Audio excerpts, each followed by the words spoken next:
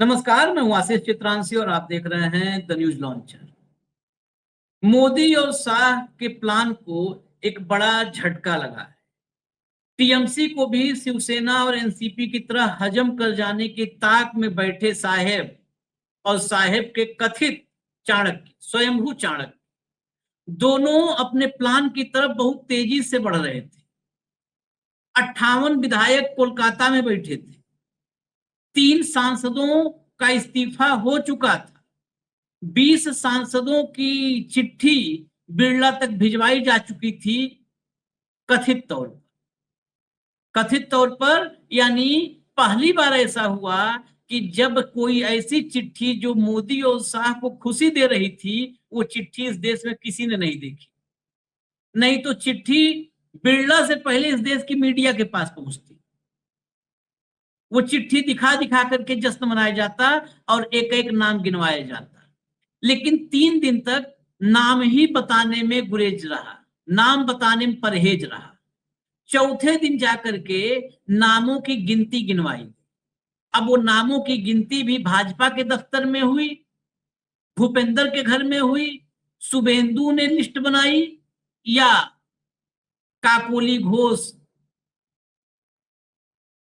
या फिर कोलकाता में बैठे विधायकों के सरदार ऋतव्रत बनर्जी, किसने बनाई ये अब तक किसी को पता नहीं। शताब्दी राय का भी नाम है।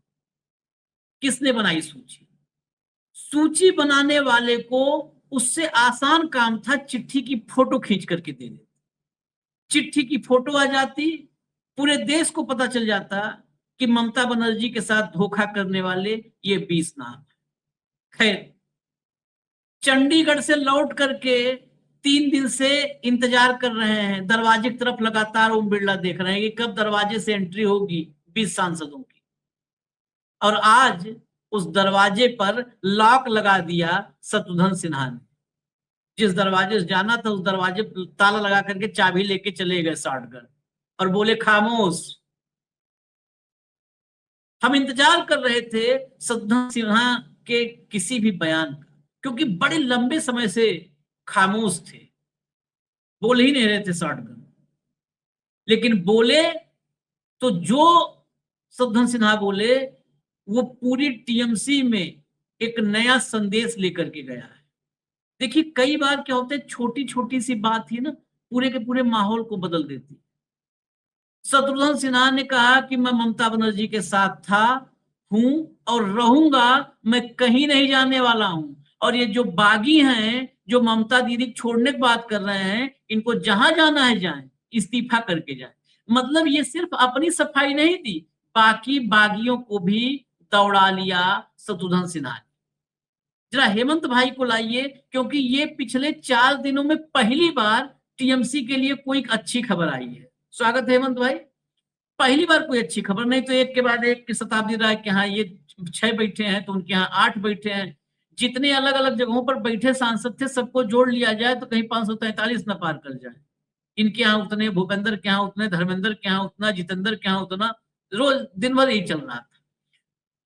हेडलाइन लाइए, दुख की घड़ी में ममता बनर्जी का साथ नहीं छोड़ूंगा, शत्रुघ्न सिन्हा का बगावत करने से इनकार। अब इसमें अंदर कोई खबर हम नहीं पढ़ेंगे, क्योंकि शत्रुघ्न सिन्हा को आप सुनिए, पूरा डिटेल में सुनिए। भैया पूरा चला दो जरा। सबसे पहले तो मैं अपने आसनसोल और बंगाल की जनता का आभार प्रकट करना चाहूंगा कि उन्होंने इतना प्यार, मान, सम्मान दिया और मुझे लगातार बहुत अच्छी जीत हासिल करवाई। यानी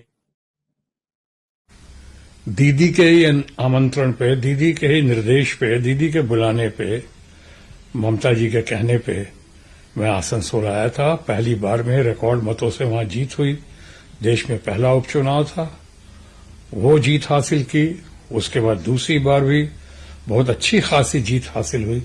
इसलिए सबसे पहले मैं ममता जी का, तृणमूल कांग्रेस का और सबसे ज्यादा आसनसोल की जनता और बंगाल के लोगों का आभार प्रकट करता हूं।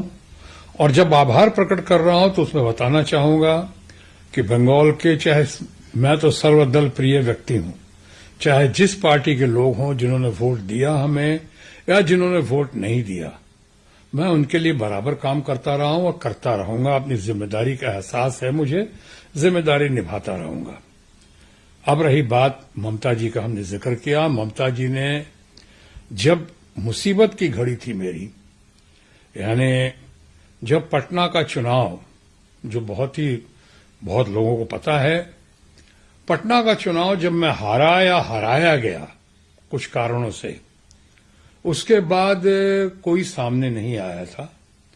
और अभी चंद साल पहले की बात है, 19 की बात है मेरा ख्याल है, और कोई सामने नहीं आया। एक ही महिला, एक ही नेत्री, एक ही नेता ममता बनर्जी मेरे सामने आई। सामने आया नहीं, उन्होंने मेरी हौसला अफजाई की और उन्हें लगा कि मुझे इस सेशन में जाना चाहिए, कोई सेशन का गैप नहीं होना चाहिए तो यहां पार्लियामेंट में।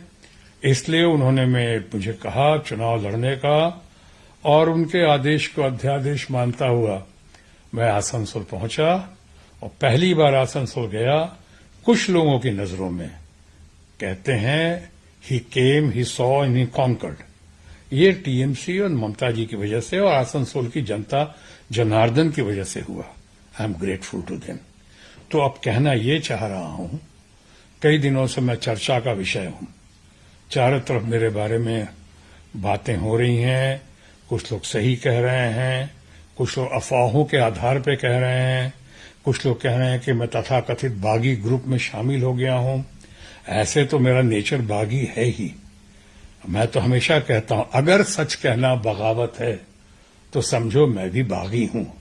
मैं हमेशा सच कहता हूं, स्पष्टवादिता के साथ हूं। स्पेड को स्पेड कहने की मेरी आदत है, इसके लिए मैं मशहूर हूं या बदनाम हूं। तो अब स्पेड को स्पेड या स्पष्टवादिता का तकाजा है कि इन चर्चाओं के बीच में मैं अपनी बात खुलकर सामने रख दूं। और बात यह है कि ममता जी ने, जिन्होंने मेरे दुख में साथ दिया, मेरे दुख की घड़ी में साथ दिया, तकलीफ की घड़ी में मेरा साथ दिया, मैं आज उनकी दुख की घड़ी में, उनकी तकलीफ की घड़ी में मैं ममता जी का साथ नहीं छोड़ सकता हूं। मैं जिस सिंबल पे चुनाव लड़कर आया हूं, जोड़ा फूल पे चुनाव लड़के आया, एक बार नहीं 2 बार, प्रभु के असीम अनुकंपा से, अल्लाह ताला के फजल से, वाहेगुरु के आशीर्वाद से बहुत अच्छी तरह विजयी हुआ। तो आज मेरा कर्तव्य है, मेरा फर्ज है कि मैं ममता जी का साथ निभाऊं, तृणमूल कांग्रेस का साथ निभाऊं। मैं जानता हूं कि बहुत सारे लोग हैं जो आज चले गए हैं, तथाकथित बागी ग्रुप में आज शामिल हो गए हैं। कोई बात नहीं, वो लोग भी अच्छे लोग हैं, मेरे तो मित्रगण हैं, और मैं उनका भी आभारी हूं जिन्होंने दूसरी पार्टी से या भारतीय जनता पार्टी से या अन्य पार्टी से भी या अन्य लोगों ने जिन्होंने मुझे निमंत्रण दिया, मुझे अपने साथ जुड़ने को कहा, आने को कहा या बागी ग्रुप में शामिल होने को कहा। मैं उनका आभारी हूं, क्योंकि मेरा अपना मानना है कि मतभेद हो, मन भेद नहीं होना चाहिए। मेरे सारे जो मित्रगण ही हैं हर पार्टी में, मैं मेरा अच्छा ही सोचते होंगे तभी उन्होंने कहा होगा, इसलिए उनसे मुझे कोई शिकायत नहीं है। लेकिन सिद्धांतों के आधार पे प्रिंसिपल्ड स्टैंड ये है कि ममता जी ने उस घड़ी में हमारा साथ दिया, तो आज मेरा फर्ज बनता है, कर्तव्य बनता है कि मैं उनके साथ इस घड़ी में साथ रहूं। एक छोटी सी क्लिप और है, वो भी सुनवा देंगे एक सवाल के बाद। एक छोटी क्लिप और है, पूरा डिटेल। लेकिन एक तो 2 काम हुआ। एक तो चिट्ठी फर्जी निकली, बिरला के पास जो 20 सांसदों की चिट्ठी थी वो फर्जी थी, 100% फर्जी थी। ये साबित हो गया शत्रुघ्न सिन्हा के बयान से। इससे ज्यादा बड़ी गवाही क्या हो सकती है? अब इसको भी कह दो कि चुनाव आयोग कहे कि नहीं, शत्रुघ्न सिन्हा झूठ बोल रहा है, अदालत कह दे। शत्रुघ्न सिन्हा के इस बयान से बिल्कुल साफ है कि वो फर्जी चिट्ठी की खबर चलाई गई है, क्योंकि जो उसमें एक भागीदार है वही व्यक्ति कह रहा है कि मैंने कोई दस्तखत नहीं किया है। यानी ये चिट्ठी जिसको जिसको फोन मिलाया गया, नंबर डायल किया गया, उसका नाम लिख दिया गया। बस नंबर डायल किया है तो जा नहीं सकते हैं बाहर। शत्रुघ्न सिन्हा ने करके दिखा दिया। इससे ये एक बात तो साबित होती है कि 13-14 की जो संख्या जो कल्याण बनर्जी ने भी कही थी, जो कीर्ति आजाद ने भी कही थी कि 13-14 से ज्यादा इनके पास नहीं है, वो 13-14 की संख्या है।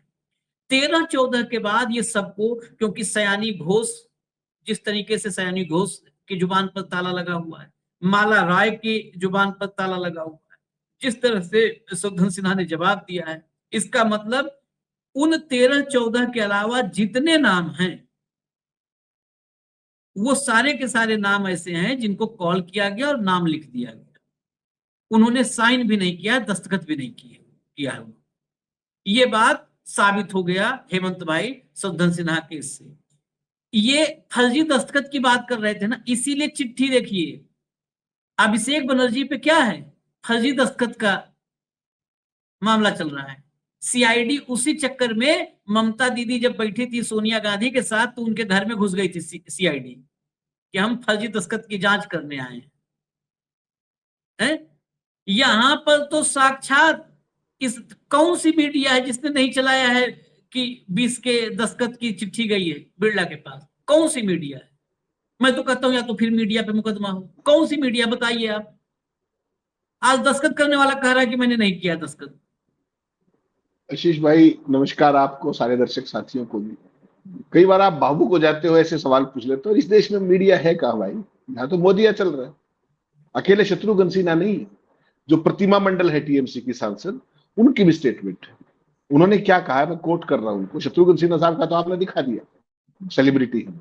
प्रतिमा मंडल ने क्या कहा, मैंने किसी कागज नहीं किए, यह झूठी खबर है, मैं उस नए गुट का हिस्सा नहीं हूं जिसे तृणमूल गुट के दूसरे सांसदों ने पेश किया है। मुझे नहीं पता मेरा नाम वो क्यों ले रहे।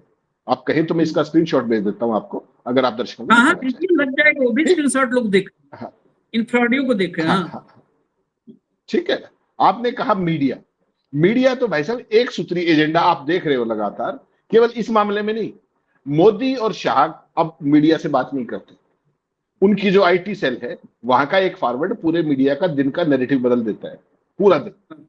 किसी व्यक्ति के राज्यसभा सांसद का नॉमिनेशन रद्द कर दिया और मैनेजिंग एडिटर अंबानी का लिख रहा है कि ठीक किया, वो रद्द ठीक किया है और उनको ये नोटिस लगाना चाहिए। एफआईआर नहीं, नोटिस। कोई एफआईआर किसी ने दिखाई। तो जो शत्रुघ्न सिन्हा है, Shatrughan Sinha basically film star जरूर है, लेकिन बहुत सारे लोग गैरतमंद भी होते हैं, अपॉर्चुनिस्ट नहीं होते। हालांकि आप एक चीज और समझिएगा, ये जितने भाग रहे हैं ना तृणमूल के 13-14, जो भी संख्या लगातार, मैं भी 3-4 दिन से आपसे चर्चा कर रहा हूं कि 14 से ऊपर नहीं हो रही है। ये प्रतिमा मंडल का जो था, ये मैंने आपको भेज दिया था, ये देख लें दर्शक सारे के सारे कि ये सारा फर्जीवाड़ा चल रहा है। ये पूरा स्टेटमेंट है उनका, कोट अनकोट। तो आशीष भाई, शत्रुघ्न सिन्हा तो फिल्म स्टार रहे, उनकी कुछ फॉल्ट लाइंस भी हो सकती है। तो सबसे ज्यादा वल्नरेबल तो ईडी और सीबीआई के वो हो सकते हैं, अगर वैसे देखा जाए तो, पैसे वैसे कार और दुनिया भर का। वो आदमी छाती ठोक करके खड़ा होकर क्या कह रहा है कि मैं ममता के साथ हूं। ठीक, ये होता है आदमी का चाल, चरित्र और चेहरा। और जो ये रैंक अपॉर्चुनिस्ट लगे हुए हैं लगातार, आज तो कल्याण बनर्जी का भी मैं वो देख रहा था, किस तरीके से वो फट पड़े अभिषेक बनर्जी पर। बहुत काफी कुछ उन्होंने कह दिया कि ममता हम दोनों में से एक को चुने। वही साइन वाले केस के अंदर आपने देखा होगा जो स्टाइल स्टोरी। तो देखिए, क्राइसिस में तृणमूल है, इसमें कोई शक नहीं है। जब इतनी बड़ी हार होती है, और हार भी नहीं होती, मैं इसको हार नहीं मानता, ये भारतीय जनता पार्टी ने कैप्चर किया है पूरा बंगाल। पहले विधानसभा कवर कैप्चर करते थे, फिर लोकसभा कैप्चर करनी शुरू की, फिर सरकारें कैप्चर करनी शुरू की। तो ये उस मुहिम का हिस्सा है, इसमें कुछ भी अप्रत्याशित नहीं है। लेकिन दुख की बात यह है कि जिसको आप मीडिया कह रहे हो, वो इसमें बराबर का साझेदार है। They are partner in crime. SIR को लेकर के आपने कितनी खबरें देखी कॉमेडियंस के ऊपर, प्रचार पत्रों के अंदर? केवल और केवल जो सुप्रीम कोर्ट की टिप्पणी आती थी, उसको चुनाव आयोग के हिसाब से, मोदी सत्ता के हिसाब से उसको ट्विस्ट करके रोज छापा करते साल भर से। ठीक, तो they are the active partners in crime, इसमें कोई शक मत मानिएगा। और ये जो कुछ चल रहा है, अपन पहले भी वैसे ऑफ स्क्रीन बात कर रहे थे जब, कि ये सारा साइकोलॉजिकल वारफेयर चल रहा है, मनोवैज्ञानिक वो चल रहा है युद्ध। और वो क्या है, अच्छा आशीष चित्रांशी जी भी आ गए, फलां भी आ गए, ये भी आ गए, वो भी आ गए, ताकि बाकी में भगदड़ मच जाए। जो आने थे, जो कंप्रोमाइज थे, जो तमाम ब्लैकमेलिंग के कारण डरे हुए हैं, जो वॉशिंग मशीन में जाने को आतुर है, जो सत्ता का पार्टनरशिप करके लाभ उठाने की फिराक में, क्योंकि बंगाल में तो अब रहा नहीं, बीजेपी आ गई वहां, तो अब यहां क्या करें? तो अब चुपके से बीजेपी में घुस जाओ। उनके साथ समर्थक बन जाओ। और बीजेपी का खेल सीधा है, 2/3 मेजोरिटी का जुगाड़ करो और प्रीसिमन को वापस ले आओ, बस। जो 2047 की बात करते हैं ना, वो प्रोजेक्ट। तो इस तरह के जो वल्नरेबल लोग हैं जो तृणमूल के अंदर है, उसमें शत्रुघ्न सिन्हा शामिल नहीं हुई। ये बहुत ही ठंडी हवा के झोंके के समान है जहां तक लोकतंत्र का सवाल है, कि जो आदमी वल्नरेबल हो सकता है, जिसको एजेंसियां परेशान कर सकती है, और ये इतिहास है इनका कि जो जितना बड़ा सेलिब्रिटी है उसको जल्दी फंसाते हैं। हाँ, और तो उस सारे में भी अगर शत्रुघ्न सिन्हा दबाव में नहीं आए और बाकायदा और कैमरा के बयान दे रहे, तो वास्तव में ये अच्छी बात है। क्योंकि शत्रुघ्न सिन्हा का मैंने चुनाव लड़ने का तरीका कांग्रेस में भी देखा था, जब अपन कांग्रेस कवर करते थे 19-20 में, उनकी धर्मपत्नी चुनाव लड़ती थी और था सारा। तो आशीष भाई, ये जो चीज है ना, अब ये पूरा मोदी शाह का गैंग पूरे तरीके से एक्सपोज हो गया, और ये गैंग है सो कॉल्ड मोदिया मीडिया, जिसको आप कह रहे थे। इनका सुबह से शाम तक एक ही काम है कि आईटी सेल की लाइन को चला करके अपनी दुकानदारी कायम रखो, विज्ञापन आते रहे। कॉर्पोरेट का तो सत्यानाश हो चुका है, तो सरकारी विज्ञापनों के ऊपर ही सारी अड्डी फंसी हुई है गले के अंदर। तो सुबह से शाम तक ये पुकारो, कोई सवाल मत पूछो। 3 नाविक मारे गए, कहीं खबर देखी आपने? कोई बहस देखी आपने? कहीं नहीं आएगी। डंका बजाते रहे, मोदी जी ने झालमुड़ी खा ली। कल सारा दिन ये चला, नेहरू को पीछे छोड़ दिया, फला कर दिया।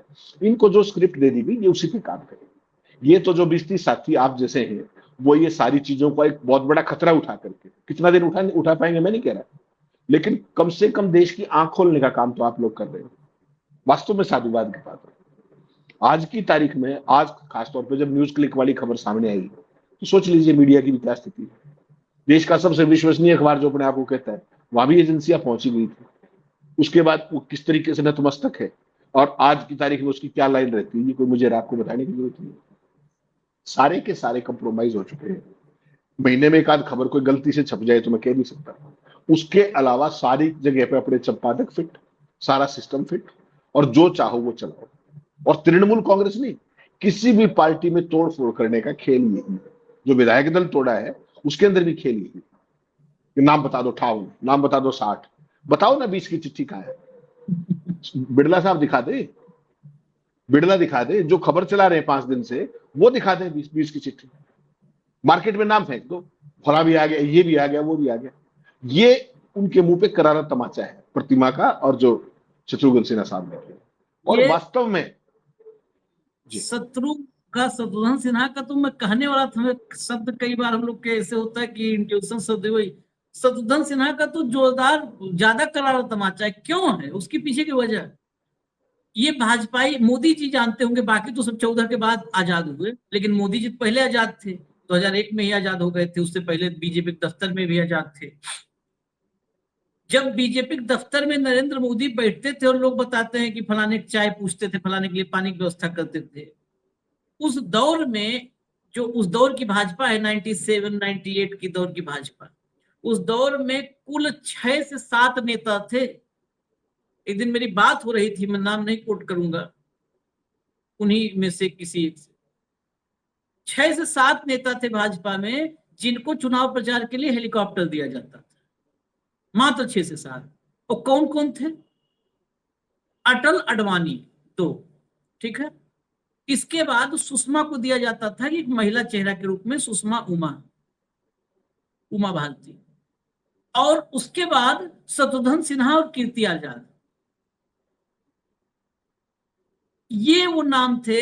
शत्रुघ्न सिन्हा को, कीर्ति आजाद को सब सेलिब्रिटी के रूप में लाए थे। एक फिल्म स्टार से एक क्रिकेट का वर्ल्ड कप जीतने वाला चार्म, ग्लोरी की ग्लोरी बीजेपी ग्लोरी हमेशा से तलाशती थी, क्योंकि इनके पास तो लोरी भी नहीं थी कि बच्चा सो जाए। ग्लोरी इनके पास कहां से आएगी? इनके पास तो सब के सब इन पे धब्बे ही थे, अंग्रेजों के पिट्ठू होने से लेके सब। तो ग्लोरी हमेशा तलाशती थी, चाहे वो कोई दौर हो, दीनदयाल का दौर हो, चाहे अटल अडवाणी का दौर हो, और चाहे आज का दौर, ग्लोरी हमेशा तलाशते हैं। तो ग्लोरी तलाशने में कीर्ति आजाद को ले आए थे, यहां से जो है शॉटगन को ले आए थे। तो यही 6-7 नेता थे, 6 से 7 नेता। वेंकैया को कभी कभी मिलता था साउथ के फेस के रूप में, कि साउथ में वेंकैया को, साउथ में करके, तो वेंकैया को हेलीकॉप्टर देते थे। कुल 7-8 लोग थे। उनमें से 2 ही कीर्ति आजाद ने प्रेस कॉन्फ्रेंस करके इनको धोया, और शत्रुघ्न सिन्हा ने वो दो सोचिए, जो किसी जमाने में भाजपा के चेहरे हुआ करते थे भीड़ जुटाने के लिए, भीड़ जुटाऊ होता नहीं, स्टार कैंपेनर जो क्राउड पुलर, वो क्राउड पुलर तमाचा मारे आपके गाल पे। अगर इज्जतदार होते तो कहते अब कोई भी सांसद नहीं चाहिए, जाओ यार तुम लोग बहुत नाक कटा दिए, इतना बेइज्जत करवाए तुम लोग, अब हटो, अब तुम्हारे चक्कर में नहीं पड़ना है। लेकिन ना, ये अभी आप पता है इस शत्रुघ्न सिन्हा का रिप्लेसमेंट इस समय ढूंढ रहे होंगे सब, या शत्रुघ्न सिन्हा को कहीं से और से ग्रिल किया जाए, ये व्यवस्था में लगे होंगे। ये अजब ढीठ है, ये ढिठाई की, जैसे हम कहते हैं ढिठाई, बेशर्मी, हर चीज की पराकाष्ठा, ये अति ढीठ है। एक और मैं क्लिप सुना देता हूं इनकी जो है शत्रुघ्न सिन्हा की, फिर खत्म करेंगे फाइनल कमेंट के साथ। लो भैया, एक छोटी सी क्लिप है, हालांकि पिछले क्लिप में ही सब कुछ साफ हो चुका है। और ऐसे भी लोग कहते हैं अगर जहाज डूबता है, हालांकि मैं ममता जी के बारे में नहीं कह रहा हूं, ममता जी ने फिर से पुनरुत्थान की है, फिर से वो स्ट्रीट फाइटर हैं, जमीन से जुड़ी हुई नेता या नेत्री हैं वो। आज उन्होंने बहुत कुछ साबित करके दिखा दिया है। आज की घड़ी में भी ममता जी के पास 41% से ज्यादा वोट्स हैं, उनके पास जबरदस्त समर्थन है। हो सकता है कुछ कारणों से, किसी खास कारण से, क्या कुछ भय से या कुछ डर से या लालच से या प्रलोभन में कुछ लोग साथ छोड़ रहे हो, या उनकी अपनी मजबूरी होगी साथ छोड़ने की। मैं उस पर कोई टीका टिप्पणी नहीं कर सकता हूं, लेकिन मैं ममता जी के साथ हूं। मैं 3 लाइन व्हिप कहना चाहूंगा अपने बारे में, जो मैंने ममता जी को भी कहा था, और 3 लाइन व्हिप यह है कि मैं ममता जी और तृणमूल कांग्रेस के साथ हूं, मैं ममता जी और तृणमूल कांग्रेस के साथ था, और मैं तृणमूल कांग्रेस और ममता जी के साथ रहूंगा। फिलहाल मेरा कोई इरादा नहीं है राह बदलने की या किसी और दिशा में जाने की। इसमें क्यों ये अलग से हम सुनवाए? 41% आज पूरे देश में देखिए नैरेटिव कैसे बनाया गया है। बंगाल में जिस तरीके से हिंसा और दमन चल रहा है, हाफ पैंट में, अभी हाई कोर्ट ने फटकार लगाई थी, हाई कोर्ट ने, वहां पर आप देखे होंगे ना कि हाफ पैंट में किसी को का परेड निकाल रहे हैं कुछ, हाई कोर्ट ने इतनी फटकार लगाई थी, कहा कि ये काम जुडिशरी का है सजा देना। सजा तुम देने वाले कौन? तुम अगर किसी को अपराधी भी है तो उसको गिरफ्तार करो, अदालत में पेश करो। किसी की डिग्निटी से खिलवाड़ करने का अधिकार नहीं है पुलिस के पास। लेकिन आज फिर जो है वो हाफ पैंट और टी शर्ट में उसको घुमा रहे हैं, एक और जहांगीर था, कौन था, उसको घुमा रहे हैं। आज भी 41% पूरे देश में जैसा परसेप्शन और नरेशन बना है, ये लग रहा है ना कि ममता बनर्जी एक बहुत बड़ी नेता थी और खत्म हो गई। ममता बनर्जी के पास बंगाल में एक भी आदमी नहीं, यही तो लग रहा है ना। उस ममता बनर्जी के पास 41% वोट है। 41% बहुत होता है। 41% पर आज से 10 साल पहले जब तक मोदी मॉडल नहीं आया था, 41% वोट पाने वाले 2/3 मेजॉरिटी मिलती थी, 2/3 मिनिमम। 28-30% पे सरकारें बनती थी। उत्तर प्रदेश में तो 27-28% पे सरकार बन जाती थी। हेमंत भाई, फाइनल कमेंट। आशीष भाई, मोदी जी का वोट शेयर पता है आपको भारतीय जनता पार्टी का 2024 के चुनाव में, 19 के चुनाव में, 14 के चुनाव में 37% से ऊपर कभी नहीं गए। और ममता का इन विपरीत मतलब परिस्थितियों के अंदर भी, अगर बंगाल के अंदर इतना भारी खेल होने के बावजूद भी, इस SIR के बावजूद भी, 27 लाख लोगों के वोट काट दिए जाने के बावजूद भी, अगर वो 41% वोट ले रही है, तो मान करके चलिएगा कि सबसे बड़ी लीडर वही है बंगाल के आज भी। हाँ, ये शुभेंदु सुवेंदु कुछ नहीं बेचते उनके सामने, ठीक है। ये लाभार्थी है मोदी मॉडल के सारे के सारे जितने भी। आज भी अगर निष्पक्ष और स्वतंत्र चुनाव हुआ होता लेवल प्लेइंग फील्ड के साथ, तो भाजपा कहीं नहीं थी। ये SIR का सिस्टम लाया इसीलिए गया था कि किसी भी कीमत पर बंगाल और इसको अपने क्या नाम है बिहार को काबिज करना है अपने दम पे। केवल और केवल उसी आधार पर आए हैं। 41% जो बंगाल में आज ममता के वोट है, वो सिंगल हैंडेडली अपने हैं। और इनसे विपरीत परिस्थितियां चुनाव में हो ही नहीं सकती। चीफ सेक्रेटरी से लेके DGP से लेके SDM तक बदल दिए ज्ञानेश गुप्ता ने। कितने भारी पैमाने पे पैरामिलिट्री लगा दी, कितने बड़े पैमाने पे वोट काट दिए। उसके बावजूद भी अगर वो महिला 41% पे खड़ी है, तो भाजपा की जो ये सारा खेल चल रहा है ना, उसका आप कारण समझ लीजिए क्या है, कि उसकी परसेप्शन खराब कर दो और ये कर दो कि सारा विधायक दल टूट गया, सारा संसदीय दल टूट गया, इसके अलावा कुछ नहीं। लेकिन ये जो जल्दबाजी है, ये सारी, फिर मैं वही कह रहा हूं, डिलिमिटेशन का खेल करने के लिए और सीटें बढ़ाने के लिए यहां हो रहा है। अगले साल आप देखेंगे अखिलेश के साथ होगा, डीएमके के साथ भी डीएमके के साथ भी खेलने की कोशिश कर रहे हैं। लेकिन अगर देश में लोकतंत्र को बचना है तो ये सारी चीजें रोकनी होंगी, और वो रुकेंगी तभी जब शत्रुघ्न सिन्हा जैसे लोग सामने आएंगे और बताएंगे कि कुछ भी हो जाए मैं नहीं छोड़ने वाला। ये जितने भी वॉशिंग मशीन में जाने को आतुर लोग हैं ना, ये वास्तव में बहुत झेप गए होंगे, लेकिन ये सारे के सारे शर्मनिरपेक्ष लोग, कॉम्प्रोमाइज्ड लोग, ब्लैकमेल्ड लोग, दबाव के लोग। आज ममता बनर्जी हार गई चुनाव, कल को जीत भी तो सकती है, फिर क्या करोगे, फिर वापस आ जाएगा। तो ये जो चरित्र है, ये आशीष भाई, और तमाम लोग कह रहे हैं कि बंगाल में ऐसा ही होता है। ऐसा कोई इतिहास नहीं है बंगाल के अंदर। केवल जब पिछली बार तृणमूल जीती थी प्रत्याशी तौर पर सीटें बढ़ करके, तब कुछ लोग उधर से इधर आए थे, वो भी बीजेपी से इधर आए थे। वरना कांग्रेस की सरकार होती थी, उसके बाद कोई लेफ्ट के साथ नहीं है, लेफ्ट की सरकार गई, कोई तृणमूल के साथ नहीं आया। ये सब भाजपाई जो संघी गिरोह है ये फैलाते हैं, इसके अलावा कुछ। सारा झूठ फैलाने का, सारा झूठ की फैक्ट्री सब खोल रखे हैं और झूठ फैलाते हैं। मदन मित्रा की एक बात, मदन मित्रा अभी विधायक है और नाम सबने सुना है बंगाल में। मदन मित्रा की एक बात आज की ही मुझे याद है, और वही वही वो स्टैंड होता है। मुझे इतना सुन के खुशी हुई इस दौर के में भी नेता कहा कि मदन मित्रा को लग रहा है कि पार्टी तो सब ले ही लेंगे, आज नहीं तो कल पार्टी तो खा जाएंगे हेमंत भाई, क्योंकि इनको जब ये जिस भोजन की तरफ, मतलब जो इनको भोजन ने टारगेट कर लेते हैं, फिर खाते वही है, खाते वही। तो ये जो है खा जाएंगे। मदन मित्रा ने कहा पार्टी वार्टी गई भाड़ में। मैं पार्टी और भाड़ में शब्द नहीं इस्तेमाल करता, कहा मैं पार्टी वार्टी नहीं जानता, कोई पार्टी वार्टी नहीं जानता। मैं ममता बनर्जी को जानता हूं, और ममता बनर्जी जहां खड़ी होगी मैं वहीं खड़ा हूं, ममता बनर्जी के पीछे खड़ा होगा। ये पार्टी भी ममता बनर्जी की बनाई हुई थी, और ममता बनर्जी अकेले खड़ी होगी तो अकेले पार्टी है। इस झुंड के बदौलत थी क्या वो ममता बनर्जी? इस झुंड के बदौलत थी।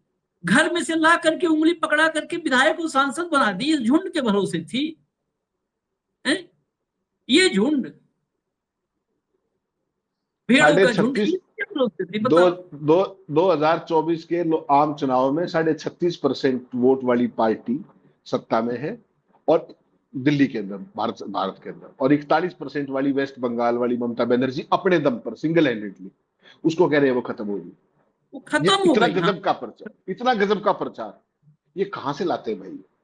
और सारे देश में इस्टेब्लिश कर रहे हैं, और ये इस्टेब्लिश करने का काम आपके पॉमेरियंस का है, वो करते हैं। एग्जैक्टली, ये पॉमेरियन मत कहिए। आज इनके लिए मैंने कहा है, जब ये 3 भारतीय मरे हैं ना, आज कहा है ये आदमखोर मीडिया है, ये अब ये आदमखोर।